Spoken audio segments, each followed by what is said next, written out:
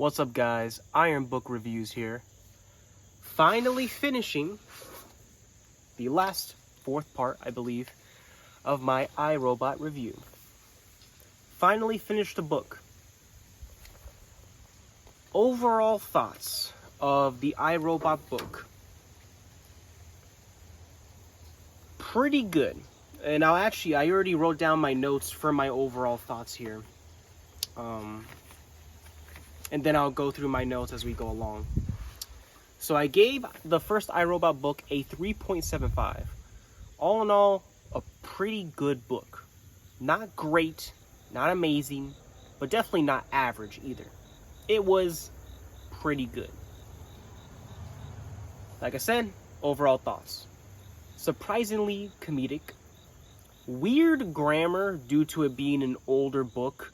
Some of the sentences, I might have mentioned this a couple times throughout, but some of the sentences throughout the book somewhat puzzled me due to it being an older book with a person who spoke in a different way than I do, right? For instance, there will be commas in places that seemed weird to me. Commas that were earlier than they should have been in sentences. Commas that were later than they should have been in sentences. And that aspect of the book, one, made it unique, which is pretty nice, but two, made it slightly confusing to read at times. A lot of technological jargon here that I particularly don't really care for. And I think this is why whenever I have done my my mini reviews for Dune, because I've already read Dune for a couple years now, all of the books. I think that's why I loved the sequel books of Dune so much more than I did the original book of Dune. Because there was so much technological jargon in the first book to, obviously, set up the later books, right? Because not much technology changes throughout the later books. The only time where it really does is in the 5th and 6th book. But even then, Frank Herbert is, at that point, so good at writing, so progressed in his writing style, that the technological jargon in those final 2 books were not as bad or as boring or as complicated to understand as the first Dune book. Unpopular opinion, I know, but that's why I gave the first book of Dune, I believe, a 3.5. It was a 3 something. And that's why I love the sequels a lot more.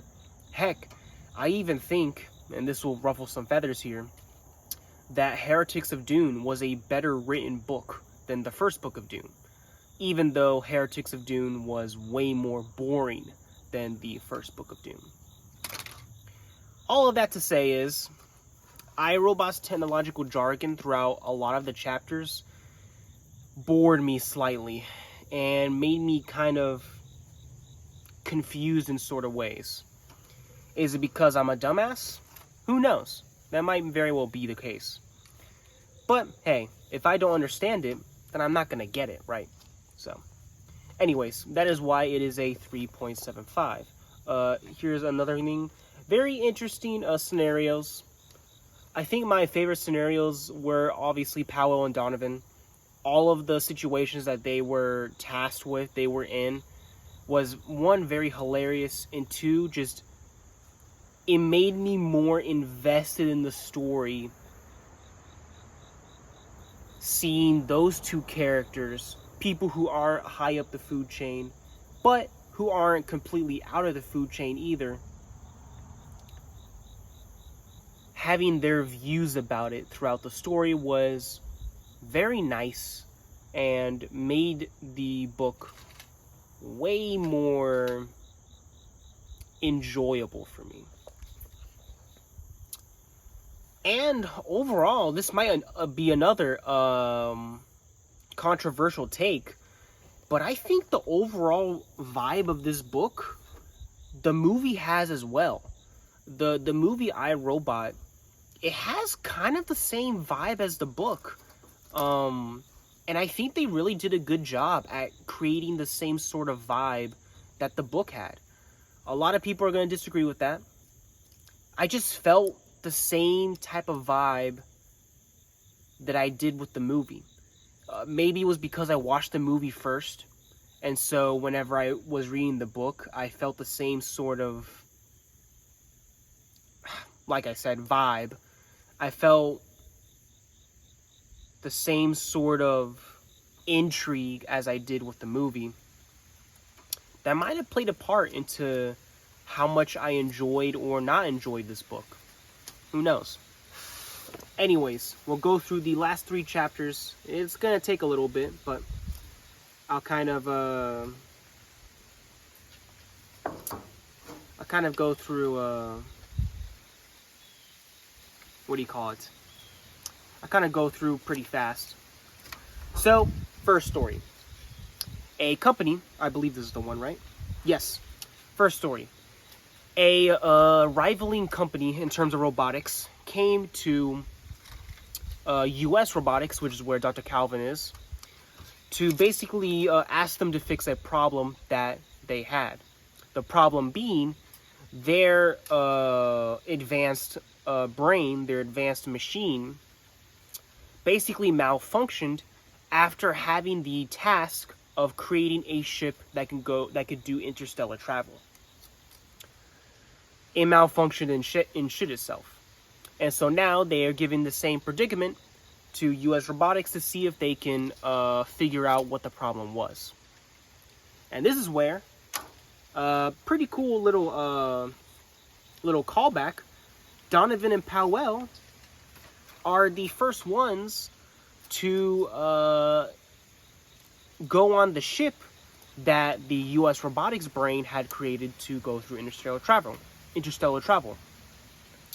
Now, of course, Powell and Donovan, being the somewhat comedic characters that they are, weren't actually supposed to go to interstellar travel in the first place. They were just there to check if the ship was good to go. But the brain of US Robotics, the machine of US Robotics, played a little prank on them. How so? Well, 1, the ship is completely in its control. 2, he put the ship back up and running while Powell and Donovan were in it. And what does that mean? Well, they went to space, and they went through interstellar travel, which was very hilarious to see them freak the fuck out about it. And I made a couple notes here just talking about how Donovan and Powell are always put into these very funny scenarios. And the reason why, once the ship comes back and everybody's safe, Powell and Donovan are safe, that their rivaling robotics makers company, the rival company, why their robot shit itself when trying to make a ship was because of one simple thing in the instruction. Susan Calvin, when instructing US Robotics brain how to make a ship, made sure to tell the ship that we don't care too much about the life and death of human beings. Now, why is this important? Because when creating interstellar travel, at least in the iRobot world, the robot in the rival company realized that in order to create interstellar travel where humans are inside the ship, the humans would die in the process. But when Susan Calvin emphasized to the US Robotics brain that death was not as much of an important factor in the process, the US Robotics brain, when encountering with the fact that the people would die in the process of interstellar travel, double-checked itself and finally realized that yes, Powell and Donovan would die in the process of going through interstellar travel, they would also be revived at the end of the travel. They have a mini death of sorts. And so because of that, the robot was did not have the ability to shit itself and was able to make the ship perfectly fine, which was pretty swell, nonetheless. And also a weird thing too, I don't even know how the brain robot did this, while Powell and Donovan were going through the process of interstellar travel, they had these weird, fucked up dreams about going to hell and being in a certain line. That whole dream, throughout the process of them dying and being reborn, was made up by the brain to basically fuck with them. So, interesting stuff. I don't know how the hell the robot did that. Then we get to the next story, which is talking about a political scenario where a certain political figure doesn't want another political figure to be the basically president of Earth. The first thing that we finally realize, a bit of world building, which is always nice, is that Earth is no longer separated into countries. They are separated into regions. Basically, ultra countries. Big, huge ass countries. Anyways, the person is accusing the other political person that they don't want to be in office of being a robot. Through the simple reasoning that he was never, that this political person, who is Stephen Bayerly, was never observed to eat and was never observed to sleep by anyone. Interesting premise. And so, and through this process, we get a little bit of questioning, specifically by the person who is being accused of a robot. He asks, or is it the other way around? Oh no, it's the other way around, sorry. The one who is accusing Steven of being a robot asks US Robotics if they can make an android that is pretty damn similar to humans. In which Lanning, the head of US Robotics, basically explains yes, they're able to make at least the outer, like the stuff that you see on a human body. They're able to make that. They're able to make skin. They're able to make hair. They're able to make realistic looking eyes and texture and sweat and feeling and all that sort of stuff. Is just that the brain would not be a typical brain. It would not be a biological brain. It will be the positronic mechanical brain that follows the 3 laws. Nice little world building there that we are able to create basically human looking, very morally correct robots.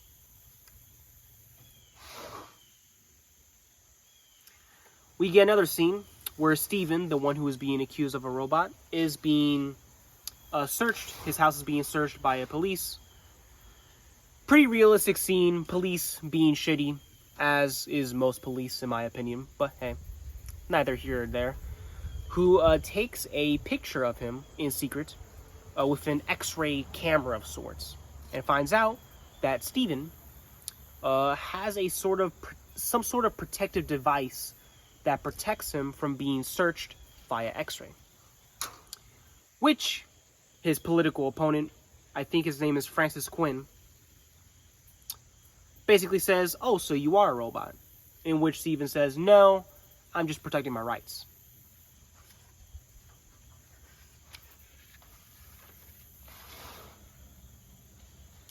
And then we finally get an amazing scene where Steven is putting up a speech before the election day, and someone from the audience comes up to him saying that, "Oh, if you're a robot, that means you can't hit me. So try to hit me. Prove yourself that you're not a robot by hitting me." Of which Steven fucking clocks him in the jaw. So, pretty funny scene, pretty cool scene in my opinion. Isaac Asimov is actually pretty good at writing action scenes. Pretty decent in terms of physical contact in his writing. Pretty good. And so, after Steven punches the guy, all is well, right? He gets elected, and everyone thinks that he is not a robot because he punched a human. All's well. Perfectly stable. Because if he was a robot, he wouldn't be able to punch him. And then we get a little line in between the big reveal that Dr. Calvin likes robots more than humans. I don't actually think that's the case. Throughout the entire book, Dr. Calvin is extremely cruel to pretty much every robot that she comes into contact with. I don't think she actually likes robots more than humans. That's just my take of it. But anyways, Dr. Calvin and Steven, after the election, are talking to each other about the whole robot scenario. And Dr. Calvin reveals that him punching the guy didn't really prove that he wasn't a robot. Steven asks why, and the reasoning as to why it doesn't prove that he is a robot is very interesting. Because, as Steven admitted to Dr. Calvin, the scenario of where he punched the guy was rehearsed. It was coerced into doing.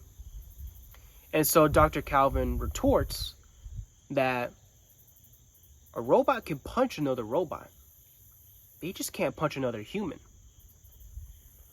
What if the guy that Steven punched during his speech was actually just another robot? Because if he is, he'd be perfectly following the rules, the laws of robotics, because he didn't harm a human. Very interesting stuff that made me go, what the hell? It made me visibly go, whoa, that's freaking cool. So, really nice reveal. Isaac Asimov, man, he's got some cool little wraparounds, cool little shortcuts, cool little misdirects in terms of how things are revealed. Very nice writing, in my opinion, even though the grammar is somewhat ineligible. And then we get the last story, where Steven is talking to Calvin about a particular scenario that is happening in the planet of Earth, where production in terms of resources are going a little bit off. They're not producing as well as they should be. And so Steven tells Calvin about all of his basically interrogation/interviews with the different vice leaders of Earth. The leaders of the tropical region, the leader of the eastern region, the leader of the older European region, the leader of the northernmost region. And a couple things were talked about throughout this entire time.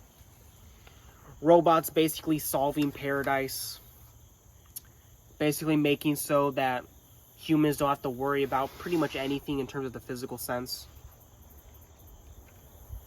And then we get an interesting reveal throughout the conversation that Steven and Calvin are having, because this is in the future after Steven is already elected. Lanning and Boger are dead.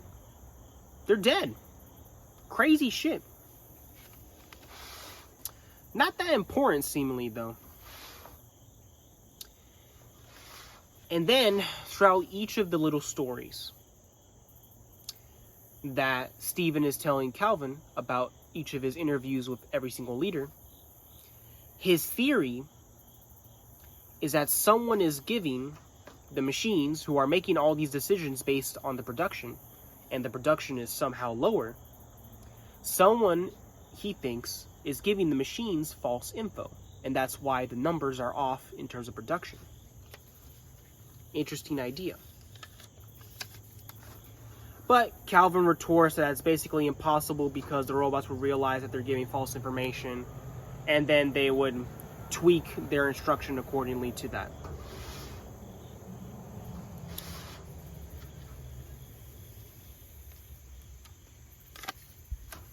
Yeah, a nice little side tangent, talking specifically about how robots don't understand certain concepts as pertain to texture, because robots can't feel anything physically, right? They can hear, they can see, but they can't feel anything physically, and so they wouldn't understand what a good piece of cotton is like a human would. Nice little tidbit that I thought was interesting. And then we get another hint of where Dr. Calvin, I believe, is saying that the humans are not following the instructions of the machines, which might be a reason why the production is slightly off, which seems to be the case.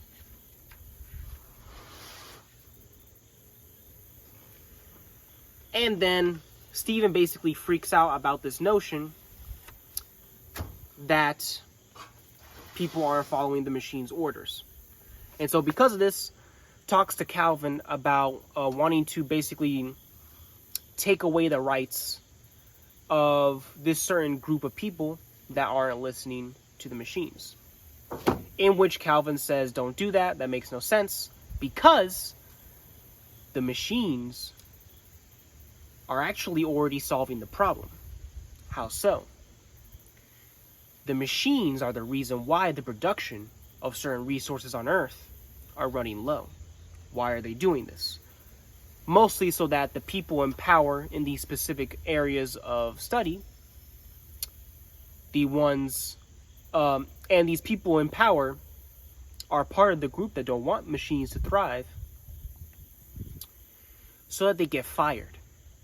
And so when they're fired, they're replaced with someone who is more in line with the machine thought of protecting humanity, of course.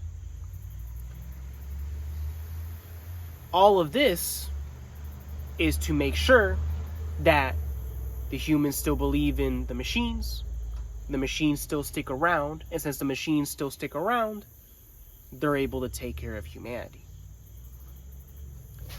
All in all, pretty good book. A pretty good book. Got some reactions out of me.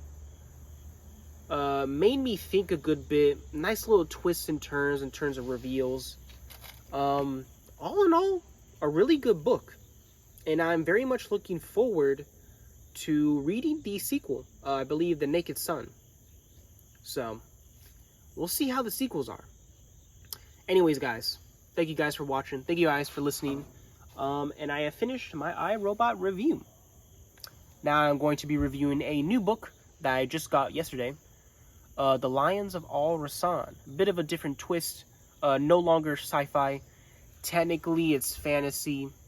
Most people call it like historical fantasy. Anyways, we'll get into it as I read.